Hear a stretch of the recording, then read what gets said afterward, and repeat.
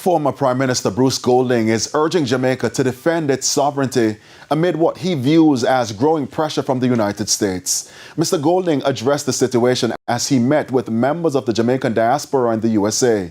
Yanique Williams reports. Putting America first should not mean putting Jamaica in jeopardy. Those were the words of former Prime Minister Bruce Golding as he addressed patrons at Team Jamaica Bickle's Independence Gala 2026 in Philadelphia. Mr. Golding argued that Jamaica is facing growing external pressure from the United States, saying the country is being forced to comply with U.S. foreign policy decisions. He said Jamaica is operating in an increasingly complex global environment. What is being done to us is not friendship.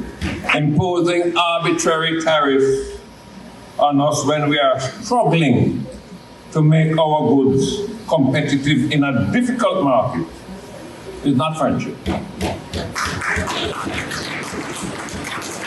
Dictating to us who we must do business with is not friendship.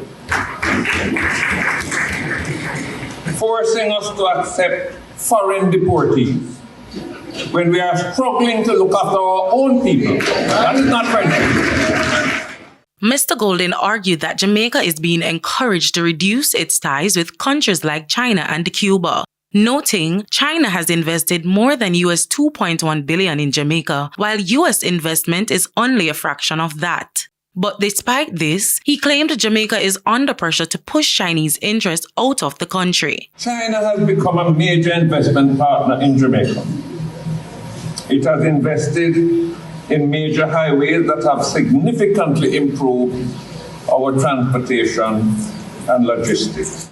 He noted the country has faced pressure over its long-standing relationship with Cuba, including the presence of Cuban healthcare professionals in Jamaica. We have been ordered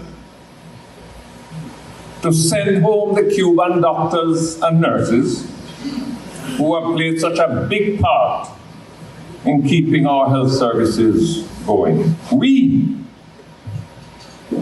are being forced to contribute to the strangulation of the Cuban people who have helped us in so many ways. In the meantime, Mr. Golding raised concerns about the U.S. immigration policy, referencing requests for countries in the region to accept third country deportees. We are required to accept up to 10,000 third country deportees. We are told they will come at a rate of 25 every 2 weeks. While acknowledging the importance of Jamaica's relationship with the United States, Golding said the country must protect its national interests and make decisions for its people. Yanique Williams, TVJ News.